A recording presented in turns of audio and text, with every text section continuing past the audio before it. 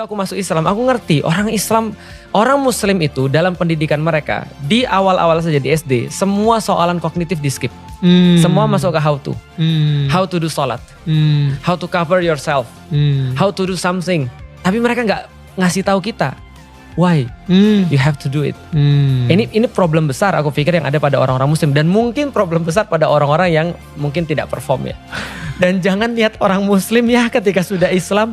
Karena kalau kamu lihat orang Muslim nanti kamu keluar lagi ya. Hey guys, kembali lagi di Daniel Tetangga Kamu. Dan bersama Ustadz Felix Xiao, tetangga kita. Ustadz, gini Tat.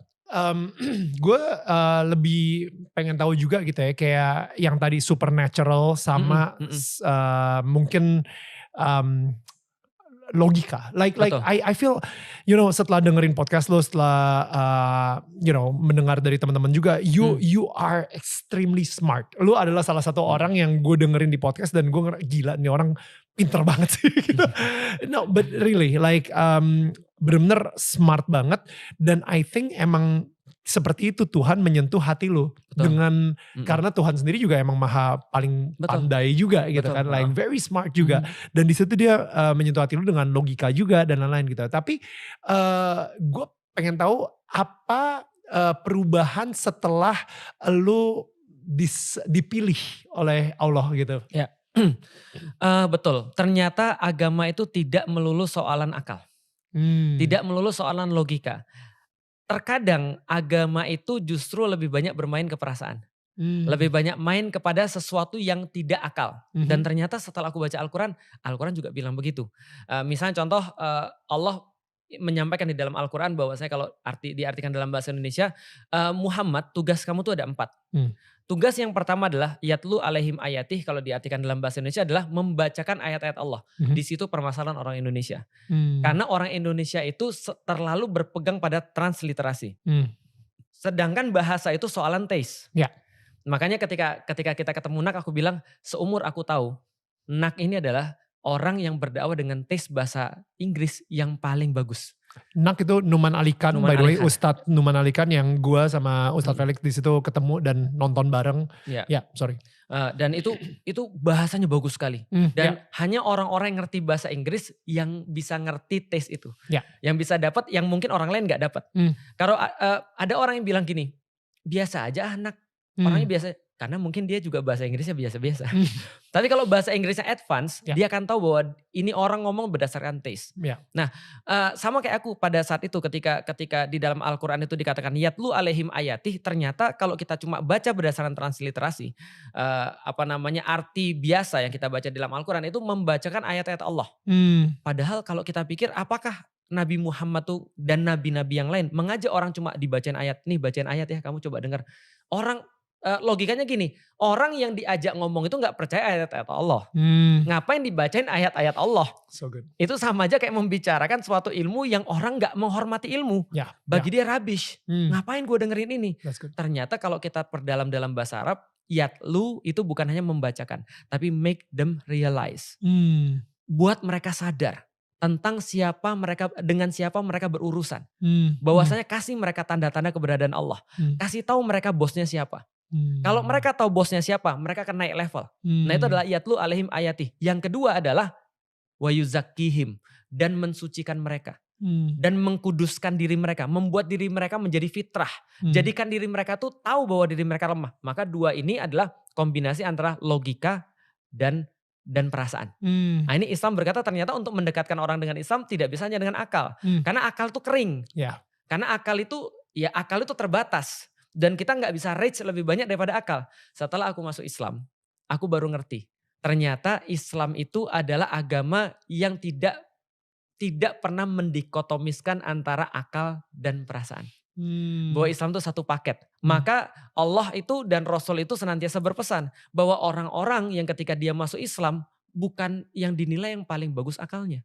Bukan dinilai yang paling bagus logikanya. Tapi yang dinilai adalah perubahan apa yang diakibatkan oleh iman itu. There you go. Bagaimana cara dia memperlakukan orang.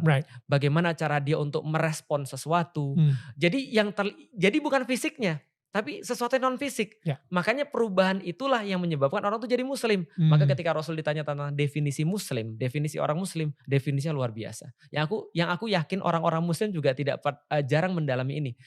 Orang muslim kata Rasulullah bukan orang yang paling banyak sholat. Bukan orang yang paling banyak debat. Maka aku tuh sebenarnya gak suka debat sebenarnya.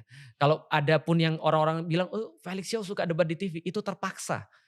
Terakhir kali, ini agak kemana-mana mohon maaf, terakhir kali aku ketika debat di TV, aku tuh menolak, banget menolak. Sampai istriku bilang, pergilah Bi. Abi itu panggilan papi, pergilah Bi. Kenapa aku harus pergi? Kasih aku satu alasan. Kamu mungkin gak suka debat, tapi banyak orang yang dapat kebaikan dari situ. Ya udah aku pergi. Tapi aku gak suka debat. Aku bilang, dalam hal ini bukan yang paling pintar debat orang muslim itu. Tapi Rasul katakan, siapa muslim itu? Orang yang bisa membuat orang lain nyaman dengan lidahnya dan nyaman dengan tangannya. Artinya, kalaupun gak bisa dengan tangan, Rasul ditanya lagi, ya Rasul mungkin gak orang muslim itu mencuri? Bisa jadi kata Rasul. Bisa jadi dia mencuri. Bisa gak orang muslim itu berzina? Bisa jadi kata Rasulullah. Tapi ketika ditanya, mungkin gak orang muslim itu berbohong? Rasul jawab, gak mungkin. Gak mungkin. Kualitas yang paling rendah pada seorang muslim adalah lisannya kejaga. Itu kualitas yang paling rendah. Maka itu kan melibatkan perasaan. Melibatkan, karena kalau logik saja kita gak akan masuk. Logik. Kenapa babi haram? Logik. Sulit. Tapi ternyata kita tahu bahkan setiap seorang karyawan ketika dia kerja dengan logik, kenapa dia harus taat pada bosnya? Karena dia yang gaji gue, karena kalau gue nggak ngerjain SOP gue akan dipecat dan segala macam. Tapi untuk bisa perform dalam tugasnya, dia harus fall in love dengan tugasnya. Passionate. Passionate. Nah itulah seorang muslim. Nah dari situ aku dapat, ternyata ini yang dimaksud dengan agama. Jadi aku dapat missing linknya bahwasanya ternyata tidak hanya akal, tapi ternyata perasaan juga bermain banyak di situ. That's beautiful. I think itu ya kita sendiri juga nggak pernah tahu.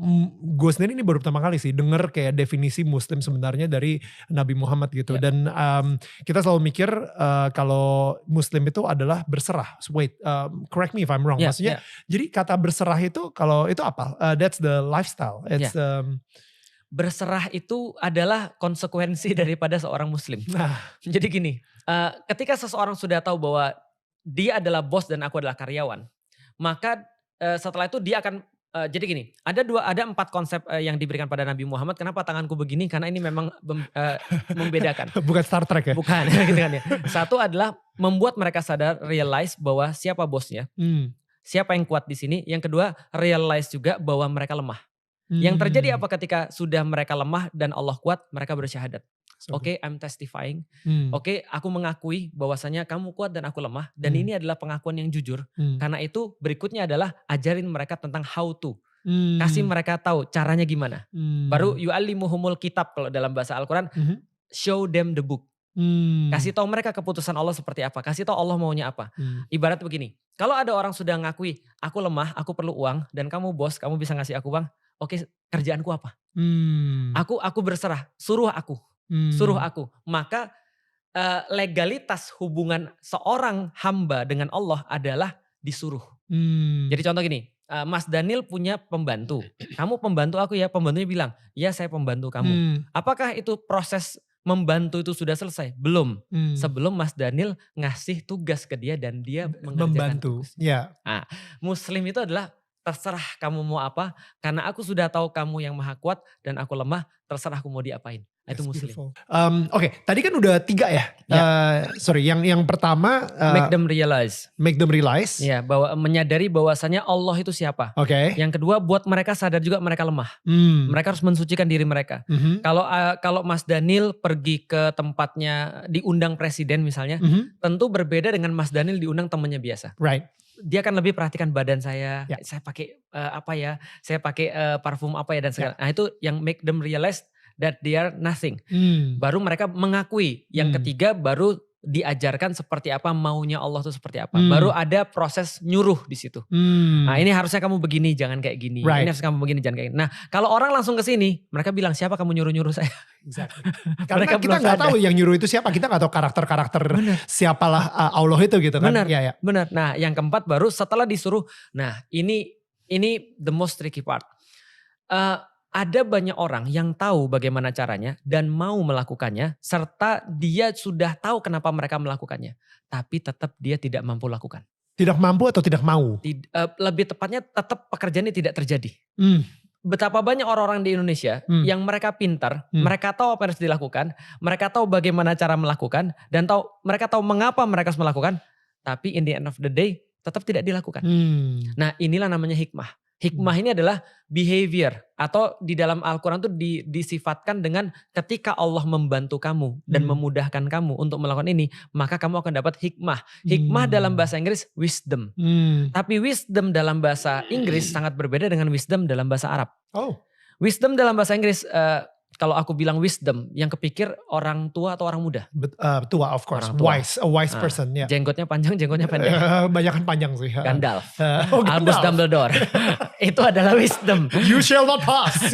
Yang betul. Bisa di-tweet kata-kata dia, itu kan wisdom. Exactly. Di dalam bahasa Arab, wisdom bukan itu semua. Apa itu? Wisdom adalah kamu melakukan apa yang harus kamu lakukan. Ketika kamu melakukannya, maka kamu bijaksana.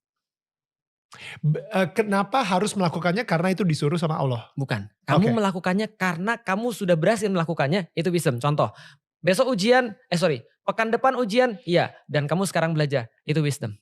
Ada api, kamu tidak pegang, itu wisdom. Apapun yang harus dilakukan dan dia sudah lakukan, itu wisdom.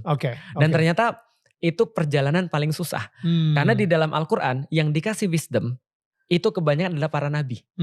Sulaiman, Solomon, mereka itu dikasih wisdom. Wisdom and knowledge, ya. Betul. Yesus itu dikasih wisdom. Right. Muhammad dikasih wisdom. Semua nabi-nabi dikasih wisdom. Right. Dan hanya sedikit di antara orang-orang yang benar-benar dikasih wisdom.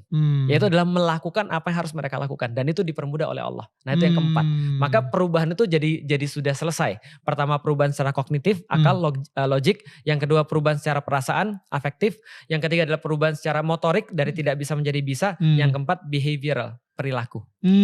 Dan ini koneksi karena sebelum kesini, sebelum kita on air, Ustadz Felix nih ngasih gue satu buku, ini kan How to Master Your Habits gitu ya. I think kita balik lagi yang tadi sih, yang si keempat ini, which is habits gitu. Karena inilah yang mungkin tadi yang Ustadz Felix sempat bilang bahwa pertama banyak banget orang mungkin yang pas di Palembang saat itu, mereka bilang dirinya mereka Islam, tapi mereka tidak mempunyai perilaku atau habits-habits seperti orang Islam. Benar. Gitu. Benar. Dan mungkin kadang-kadang orang yang terlalu agamais, sehingga mereka justru malah udahlah berdalihnya sama ini emang udah rencana Tuhan buat gue, sehingga mereka gak ngelakuin apa-apa juga. Benar. Gitu. Jadi orang malas. Jadi orang malas misalnya. Sudah takdir. Sudah takdir, right. Nah, padahal sebenarnya kalau mereka mau merubah habits mereka yang tadi dan membuat itu menjadi sesuatu yang tadinya tidak nyaman, akhirnya jadi sesuatu yang nyaman. Men, gue aja nih lari maraton gitu ya. Betul. Itu betul. Sampai hari ini gue masih gak nyaman. Betul. Masih suka perut gue masih suka mules dan lain-lain gitu. Kalau misalnya tadi pagi gue lari, itu pun juga lari harus cepet, gue yang kayak aduh males. Tapi dinyamanin gitu kan. Benar. Karena and I think ini sesuatu yang harus gue lakuin karena gue pengen banget menyelesaikan sebuah maraton. Jadi mau gak mau harus dinyamanin gitu. But anyway, untuk menuju maraton harus ada habits-habitsnya juga. Benar. Dan habits itulah yang membuat karakter kita gitu. Benar. Gue suka banget sebenarnya kalau misalnya ngomongin soal habits ini gitu ya. So tell me a little bit about your view tentang habits untuk menjadikan seorang muslim tuh menjadi karakter yang baik dari habitsnya mereka. Ya, lucunya orang muslim itu dibanding dengan agama-agama yang lain, semua orang muslim sudah tahu, dan ini mungkin jadi kayak kelemahan ya bagi orang-orang muslim. Beberapa orang muslim dianggap sebagai kelemahan karena Islam itu adalah agama yang paling banyak aturan. Dan itu seringkali dipertanyakan oleh banyak orang. Bapak aku pernah nanya, kalau jadi Islam coba lihat, kamu yakin gak kamu bisa melaksanakan semua itu? Sholat harus 5 kali sehari, setahun sekali, minimal sebulan berpuasa dan segala macam. Tapi kalau kita lihat daripada sisi habits, habits itu memang minimal, ada penelitian katanya 21 hari, ada yang katanya 30 hari, ada yang katanya 90 hari yang lebih ekstrim, tapi paling dikit 21 hari. Dan Ramadan itu membentuk habits dalam 30 hari. 30 hari, contoh misalnya, ini kita bicara tentang habits aja dulu. Orang-orang muslim yang nonton ini pasti sadar, bahwasanya ketika mereka mulai Ramadan, walaupun mereka bukan orang yang sangat soleh dan berpuasa setiap waktunya, tapi ketika mereka masuk ke bulan Ramadan dan itu adalah sebuah kewajiban pada mereka harus puasa di 1 bulan penuh, dan kalau mereka menjalani itu di hari pertama Idul Fitri dan mereka disuruh sarapan, mereka akan merasa awkward. Ini gue boleh gak sih makan? Padahal ini bukan puasa lagi. Ini awkward. Kenapa? Karena mereka sudah bentuk dalam waktu 21 hari. Islam itu adalah agama yang paling banyak bentuk habits orang. Yet Islam yang paling banyak justru menunjukkan Muslim yang paling banyak justru menunjukkan perilaku yang tidak baik. Kenapa? Berarti kalau kita balik lagi ke metode perubahan yang disampaikan oleh Allah, tugasnya Rasul berarti ada 4, ada yang miss di sini. Apakah mereka miss di logiknya?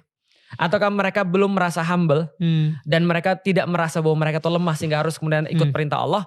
Ataukah kemudian mereka tidak mengikuti motoriknya dengan bagus sehingga tidak mendapatkan behavior? Karena ini adalah sesuatu yang berkelanjutan. Nah ini problemnya. Nah mengenai aku ketika aku masuk Islam, banyak sekali habitsku yang berubah. Kalau Felix Show dulu kemana-mana main basket pakai celana pendek, pergi ke kampus pakai celana pendek. Tapi ketika masuk Islam aku merasa aduh ini kayak riku sekali untuk pakai celana panjang, harus dalam keadaan, kalau dulu kan aku dalam keadaan kering terus, ini harus dalam keadaan basah terus, wudhu dan seterusnya. Ini habit-habit sederhana yang aku akhirnya bisa untuk overcome itu. Tapi ada banyak habits lagi yang harus kita kemudian bentuk. Misalnya tadi tidak boleh berkata kasar, ketemu orang tua, gimana caranya ribut dengan orang tua tapi suara kita tidak boleh lebih tinggi daripada orang tua. So good. Ini adalah habits yang lain harus kita bentuk. Gimana caranya walaupun orang tua itu kita kesal sekali dengan dia, tapi kita harus tetap hormat. Kita bahkan bukan hanya hormat, bahasa Al-Quran itu adalah, Al-Quran mengambil dalam bahasa Indonesia gini, jangan mengepakkan sayapmu di depan orang tua. Artinya gini, bayangin keluarga burung. Burung ini ketika dia masih kecil, anak burung belum bisa terbang, ini orang tuanya terbang kemana-mana nyari makan untuk dibawakan ke situ, dikasih. Suatu waktu nanti burung yang dewasa ini akan tua dan gak bisa terbang. Maka burung yang tadinya kecil ini, bahkan ketika dia lewat di depan orang tuanya, dia tidak boleh mengepakkan sayap. Wow. Dia bukan tujuannya untuk sombong mungkin, tapi jangan. Karena khawatir tuh menyakiti orang tua. Itu habits yang harus dibentuk lagi. Wow. Belum lagi bangun subuh. Gitu kan ya. Habits harus dibentuk. Nah secara perilaku sangat besar sekali. Karena habits kecil ini tadi yang Mas Dhani bilang akan membentuk sebuah karakter. Dan karakter ini yang orang lihat. Orang gak mau lihat teori Islam. Orang gak mau lihat teori Muslim. Idealnya kayak apa? Yang mereka lihat karakter lu. Karakter Muslim. Itu yang kemudian harusnya mempengaruhi. Dan kita bisa lihat itu di masa lalu sayangnya. Di masa lalu. Oke. Maksudnya sekarang apa? Agak sulit. Makanya setiap kali kemarin ada orang baru masuk Islam, dan pesanku setiap orang yang masuk Islam, aku pesan gini, jangan masuk Islam karena orang Muslim ya. Dan jangan lihat orang Muslim ya ketika sudah Islam. Karena kalau kamu lihat orang Muslim nanti kamu keluar lagi ya gitu. Karena aku juga akan gitu. Kalau aku lihat orang Muslim, aku akan keluar lagi dari agama Islam. Karena orang Muslim begitu maksudnya. Karena orang Muslim tidak menunjukkan perubahan. Aku sampai sering bilang sama orang-orang ketika aku memberikan kajian pada mereka. Aku tanya ya, kalau orang beriman itu ternyata kelakuannya sama dengan orang yang kamu bilang tidak beriman. Lantas apa gunanya imanmu itu? Dan harusnya kan ada perubahan di situ. Ada delta yang terjadi antara orang yang bukan dengan orang yang Muslim. Dan itu kepercayaan juga sih. Karena gue sendiri, misalnya contoh, balik lagi ke contoh marathoner tadi gitu ya. Jadi gue tiap pagi actually mengafirmasi diri gue adalah gue seorang marathoner. Karakter gue adalah seorang marathoner. Sehingga ketika gue, dan gue bukan pelari, gue seorang marathoner.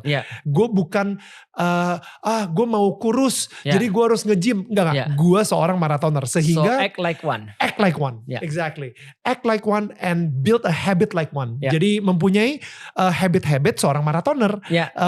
Gue emang udah harus bangun pagi karena gue harus lari pagi. Gue harus interval karena gue adalah seorang marathoner. You know, the character forms the habit. Dan kebanyakan orang justru kayak misalnya nih, ini kan baru tahun baru nih, pasti yang lagi nonton banyak banget resolusi tahun baru gitu. Menurut gue resolusi tahun baru lu akan bertahan cuma sampai 3 bulan.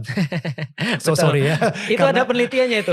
Itu penelitian. Dan gue sendiri juga pernah ngelewatin itu. Tapi ketika lu ngerubah, misalnya gue pengen kurus di tahun 2023 misalnya gitu ya, yang paling gampang gitu.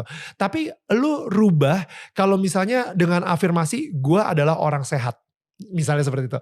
I am healthy. Nah akhirnya dari karakter-karakternya orang sehat itu akan mengurangi beberapa makanan. Dari karakter orang sehat dia akan mulai berolahraga. Dari karakter orang sehat dia akan bangun dan memperhatikan gaya hidupnya untuk tidurnya dan lain-lain gitu. So I think yang dirubah adalah that belief, that character, that who you are is more important than how to do it gitu maksud gue. Betul. Itulah yang dinamakan tadi perubahan kognitif tadi. Right. Kalau ini belum selesai, dia tiba-tiba sudah mainnya ke sini. How to. Dia lakukan how to, tapi dia nggak tahu untuk apa dia melakukan itu. Kenapa? I like that. Itu. Jadi logiknya mungkin dia skip. Pas pelajaran logik, dia main QQ. Nah jadi dia nggak bisa sampai ke sini. Itu QQ itu cuma terucap di saudara-saudara sepupu gue, tau gak? I love it. Jadi itu masalahnya mereka itu. Jadi ya Islam satu paket. Sayangnya orang banyak skip soal. Tapi sekali lagi aku memang kadang-kadang gak bisa nyalain juga. Karena begitu aku masuk Islam, aku ngerti orang Islam, orang Muslim itu dalam pendidikan mereka di awal-awal saja di SD, semua soalan kognitif di skip. Semua masuk ke how to. How to do sholat. How to cover yourself. How to do something. Tapi mereka gak ngasih tahu kita. Why? You have to do it. Ini problem besar aku pikir yang ada pada orang-orang Muslim. Dan mungkin problem besar pada orang-orang yang mungkin tidak perform ya. Siapapun mereka ya, apapun agama mereka aku pikir. Banyak orang mengambil tugas Tuhan. Padahal mereka gak dibayar untuk itu. It's above your pay grade. Kenapa kamu mikirin orang untuk dapat hidayah atau tidak? Kenapa kamu mikirin orang harus jadi seperti apa? Padahal kamu gak disuruh untuk seperti itu. Tugasmu cuma nyampein yang baik. Kenapa kamu mikirin dana syahadat? Bukan tugasmu. Tugas kita adalah ngobrol. Tugas kita adalah saling bersaudara dan segala. Udah biarin aja tugasnya Allah, bukan tugas kita. Dan kita juga gak akan ditanya kok. Kenapa orang lain belum masuk Islam? Gak akan ditanya kita.